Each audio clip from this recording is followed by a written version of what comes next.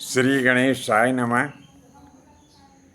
प्रिय बंधुओं, यदि आपके घर में कोई अविचार जनित क्रिया है या आपको ऐसा लगता है कि आपके घर में कोई भूत प्रेत की बाधा है, तो सबसे पहले तो हम आपको ये बता दें कि जब घर में अविचार जनित क्रिया होती है या भूत प्रेत की बाधा होती है तो कौन से लक्षण उपस्थित होते हैं।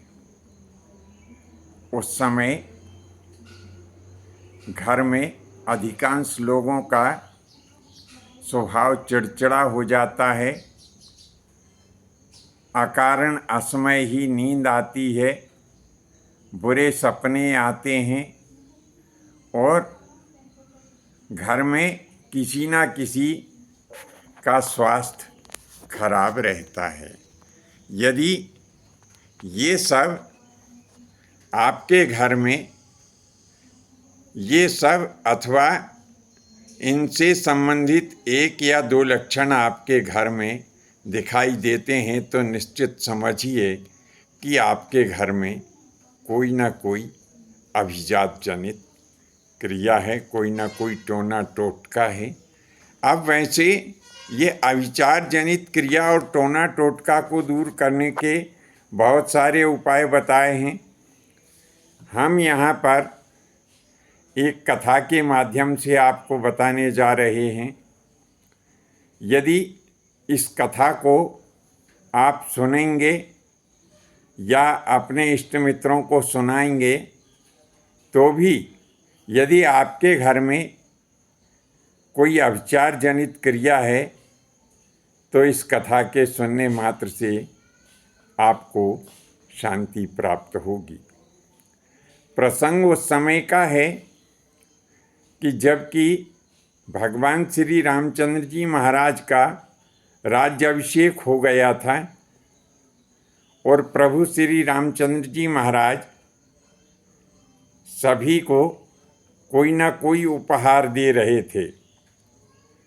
उस समय प्रभु श्री रामचंद्र जी महाराज ने सीता जी को एक दिव्य हार दिया था जो माता जानकी जी ने हनुमान जी को दे दिया। और इसके बाद में भगवान श्री रामचंद्र जी महाराज ने हनुमान जी से कहा था कि पवन पुत्र, यह हार तो तुम्हें सीता जी की तरफ से दिया है, मेरी तरफ से तुम्हें कुछ भी नहीं दिया है, तो मेरी तरफ से भी तुम कुछ मांग लो। तब हनुमान जी महाराज ने प्रभु से ऐसा निवेदन किया था कि प्रभु, जहाँ भी आपकी कथा होती रहे तो उसकी सूचना मुझे मिल जाए और मैं बिना किसी विघ्न के आपकी कथा को सुनने के लिए चला जाऊं।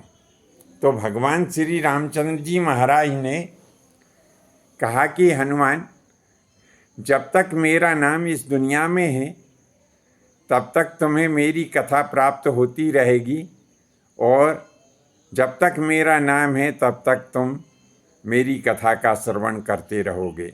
ऐसा आशीर्वाद भगवान श्री रामचंद्र जी महाराज ने हनुमान जी को दिया था। उस समय माता सीता ने भी कुछ आशीर्वाद हनुमान जी को दिए हैं।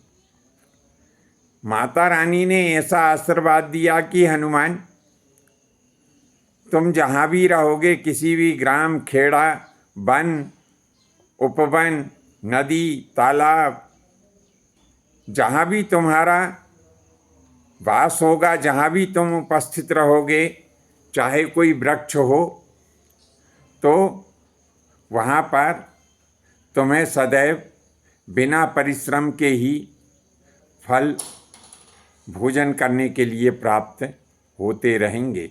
और विशेष आशीर्वाद दिया है माता जी ने हनुमान जी महाराज को। कैसा आशीर्वाद दिया है कि कहा है कि भूत पिशाच निकट नहीं आवे, महावीर जो नाम सुनावे। ये आशीर्वाद आपको पता है हनुमान जी महाराज को किसने दिया है? यह सीता जी ने दिया है आशीर्वाद। माता रानी ने हनुमान जी से कहा कि जो तुम्हारा स्मरण करेंगे उसके घर में या उसके शरीर में भूत पिशाच नहीं आएंगे। कहते हैं रामचरितमानस में भी एक चौपाई आई है कि अंगद हनुमान रण गाजे और हाँक सुनत रजनीचर भाजे। इस चौपाई का सीधा सरल भावार्थ यह है कि जो भी राम जी के सेवक का नाम स्मरण करता है उसका केवल स्मरण करने मात्र से ही उसके सामने से राक्षस भूत प्रेत पिशाच इत्यादि जो है भाग खड़े होते हैं। माता रानी ने हनुमान जी को आशीर्वाद दिया कि यदि किसी के घर में कोई अविचार जनित क्रिया हो, कोई भूत प्रेत पिशाच योगिनी डाकनी शाकनी का वास हो, यदि उस घर में तुलसी के वृक्ष के नीचे कोई तुम्हारी मूर्ति की स्थापना करके और पूजन यदि करेंगे तो उसके घर में से ये सारी बाधाएं जो है नाश को प्राप्त हो जाएंगी। फिर यदि तुलसी के वृक्ष के नीचे ना कर सके कोई तो पीपल के वृक्ष के नीचे भी जो है तुम्हारी मूर्ति की स्थापना करके जो तुम्हारा स्मरण करेगा उसके घर से ये सारी बाधाएं जो है नाश को प्राप्त हो जाएंगी। ऐसा आशीर्वाद माता रानी ने दिया। हनुमान जी महाराज बड़े प्रसन्न हुए। अब उनके मन में ये बात रही हनुमान जी महाराज के कि मुझे तो दुनिया का सारा ऐश्वर्य प्राप्त हो गया। अब प्रभु श्री रामचंद्र जी महाराज को अयोध्यापुरी का राज्य प्राप्त हुआ तो प्रभु ने जो है सबको कुछ ना कुछ दिया। अरे मुझे तो भगवान ने सब कुछ दे दिया, अब मैं अपने साथियों को क्या दूं? इतने में माता जी ने कहा सभी से कि भोजन का समय हो गया है, लो चलो अब सब मिलकर के भोजन करते हैं। तो सभी लोग भोजन करने के लिए बैठ गए। सर्वप्रथम थाल प्रभु श्री रामचंद्र जी के सामने आया तो जो पंच प्राण की पंच आहुतियाँ दी जाती है, जैसे ही प्रभु श्री रामचंद्र जी ने पंच प्राण की पंच आहुतियाँ दी वैसे ही हनुमान जी के मन में ये बात आ गई कि अब मैं अपने संगी साथियों को बहुत अच्छी चीज़ दे दूंगा।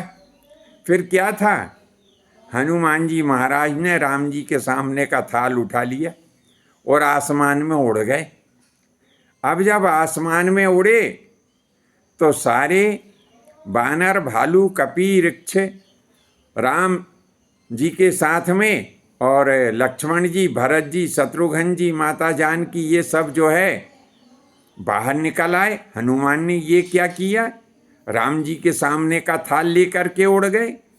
तो वहाँ आसमान में स्थित हुए पवन पुत्र बजरंगबली बड़े प्रेम से वो प्रभु के थाल में जो भोजन था उसे आरोग रहे थे और फिर उन्होंने सभी कपि सेना को संबोधित करते हुए कहा कि लो आज मैं तुम्हें ये प्रभु की प्रसादी अर्पित कर रहा हूँ, आप सब लोग प्रेम सहित इस प्रभु के प्रसाद को ग्रहण करें। ऐसा कहते हुए फिर हनुमान जी महाराज ने वह प्रसादी जो है सबके लिए आसमान से नीचे उसकी वर्षा करना प्रारंभ कर दी।